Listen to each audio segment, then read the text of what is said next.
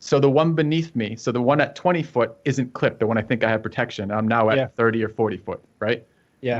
On rock, over rock, with no knowledge that I made a decision based on information that was wrong.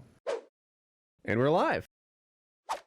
And I think it's going to be different for different people, but this is one level that's too close to death for my exhilaration, right? I know this shit. I know that as you do these things, you get better at them. Like that moves away almost as quickly as you approach it, as your skill level improves with this. But when you get to a point where there's just so much shit that can go wrong outside of your control all the time. I think that's when I'm rock climbing.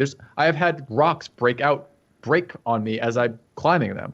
I've had, water on the side of the rock and my foot slips off and pops off. I have, fallen numerous times when I am well within my comfort zone and not expecting a fall and had that happen. Any of those will kill you if you're doing that without. Yeah.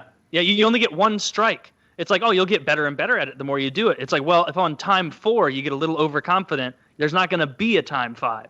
Yeah. What in that moment where your foot slips or your grip slips or whatever, do you have that massive rush of adrenaline? Do you just feel your chest just it depends. Different types of climbing like that for different things. Lead climbing is so I do a lot of top roping in the gym, so the ropes will already be up, or someone else, or outdoors you do lead climbing where you're climbing above your rope, and the falls are different. When you fall, when your rope is above you and you fall, the falls are fairly short. When you're climbing above your rope, you fall the distance you are above your last point plus. You do that twice basically because you have the extension above the point and then you have to fall to the bottom of that. Those falls are longer and deeper falls, and they feel different when you're doing that. And there's definitely for me a different fear response based on that type of fall. When you fall in the harness, how painful is that? Not painful at all. Really? Yeah. Okay. Yeah. So that's a lot of people aren't worried about that. A lot of people find no difference. A lot of people find difference between lead climbing and not lead climbing, but some people do it enough that it really isn't a big deal for them. Like leading is for them similar. For me, I don't do it. I do it when I'm outdoors and I do it sometimes in the gym. I do lead climbing. So a lot of time I'm just top roping. For me, it's a different experience. I'm a worse climber on lead climbing than I am on top roping because it's enough in my head as I'm doing it that it impacts me negatively. To me, like the free climbing would be the terrifying thing because I've been in one of those climbing harnesses before, and I've used like really good climbing rope before, and I just have supreme confidence in both. Like I hung upside down in a climbing harness, and it's like I'm not gonna fall out of this. I would have to try to like slip out of this thing. Like I would have to want it to happen. How does it fit on? So it obviously goes around your 2 legs, and then what else is there? So it has a waist strap. The harness is around your waist, and then it has basically stuff around the legs, but the legs isn't particularly tight. So it's the waist that's doing all the holding you in for that, basically. Yeah. So, but you're not sitting like on your inner thighs? Like if you sit in the harness? Not really. It's you get a little pain on the thighs, but not much. Well, it doesn't have to be painful. Like okay, on a paramotor, there's 2 straps that come like sort of on either side of your nuts and click to the sides of your hips, and it's not painful at all to sit in those. You could sit in them for 15 minutes, I think. Yeah. But I told you about the time I almost died climbing, right? I've told this story before here. I don't think so. Yeah, I wouldn't know. I'd have forgotten by now. Yeah, right. I'm filthy. Hey, nice to meet you.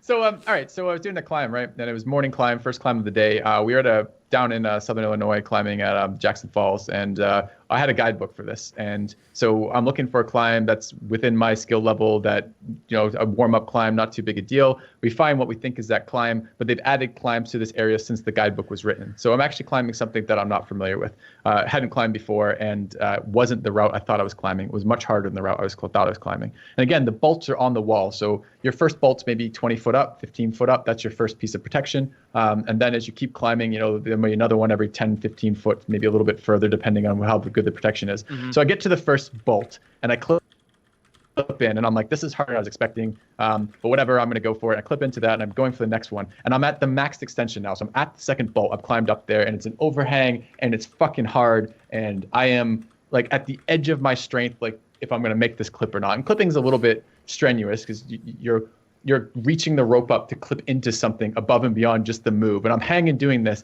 And in my mind, I'm sitting there like, it's just a lead fall. I've already clipped in. I'll fall. It'll be fine. It's not that big a deal. I'm not sure if we're going to make this.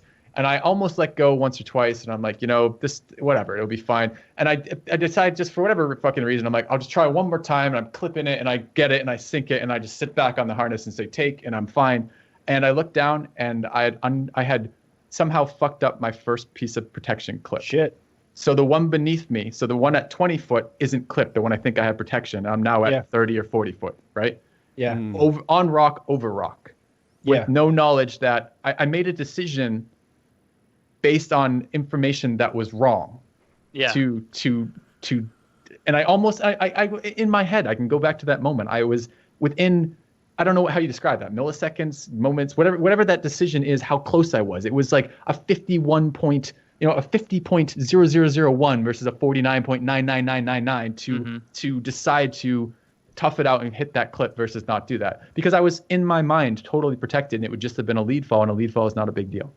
And there were people watching, who were part of my party who didn't warn me, and they told me after they didn't warn me because they were worried that it would freak me out if I knew I wasn't protected, and it would cost me that. I don't know. I'm actually not sure about that. It would have freaked me the fuck out because I was on the very but then you would have limit been dedicated to getting that hook in. But is that a better thing? I know I climb worse when I'm on lead than I do when I'm on top rope because it's in my head. Would that have been the difference between not making it because I was in my fucking head because I didn't know I was on protection? Or maybe climbing down. Isn't that always an option? Possibly. Maybe I could have down climbed a little bit or something. Or they could have climbed up and secured you or something. I don't know. Just being well, he'll either die or he won't. Don't worry. I would have wanted to know. I processed it because I definitely understand your viewpoint, right? I call it in paramotoring being in the yellow or in the red. You might be half the pilot you are otherwise if you're a little freaked out. If they've iced the kicker, and I could see how that would happen to you. But I think I'd want to know, because you might take risk. You were like, hey, it's no big deal. I can fall. It's good that you can't. I think. Yeah. Maybe. What if you made the decision of just dropping it? I don't know. I don't know. In retrospect, I still don't know. If you were in that moment and asked me, if you asked me now what do I want from that, I'm pretty happy that I didn't fall and that I clipped it. And I don't know if I would want anything to change that because of how fucking close it was in my head, whether or not I made that clip. Yeah. They would have felt terrible if you had internally made the opposite decision and they had to watch you shatter on the rocks 40 feet below. Yeah. We got you. No, he's dead. And honestly, I haven't been back to that route. I don't know. I don't remember exactly how high up it was. I know it was 2 clips up, and 2 clips up on an outdoor route at any of these places tends to be pretty big fall. I don't know. Do people survive those heights for falls? Yeah, people survive heights from those types of falls all the time. But I don't know if I would have survived there, and I don't know how much damage would have happened. No, I don't generally rock my helmet. You'd have died. You'd have died. Yeah. So. Jeez. Yeah. So, anyways, for me, that one always comes back when I think about one of a near-death experience for me, and also when I think of climbing safety. When I'm looking, so I feel when I watch climbers climb, when I watch extreme climbing videos or something, anytime I watch anyone climb, and generally actually with height stuff, my feet tingle. I get a tingle up the sole of my foot. And it's sympathetic firing, right? Because when you're climbing, you do a lot of gripping with your feet, and you're in the climbing shoes of that. My body responds to the visual stimuli of that with the kind of response. It's not a fear response, that one, but it's physically noticeable when I'm watching climbing. A lot of people that don't climb, like me, think that doesn't happen to climbers. I might get that looking over a balcony in a fairly safe environment like that. No, not the fear response. Don't get me wrong, I get fear responses with climbing.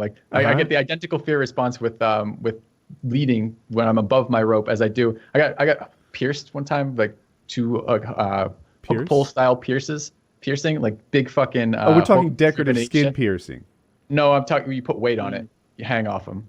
So I got pierced for those, and the fear of getting pierced like that was the same fear for me. I get the same fear sweat of that when I lead climb. But no, I'm not talking a fear response with the feet tingling. That's just a pure body, physical response of when I'm climbing, my feet would be doing XYZ style kind of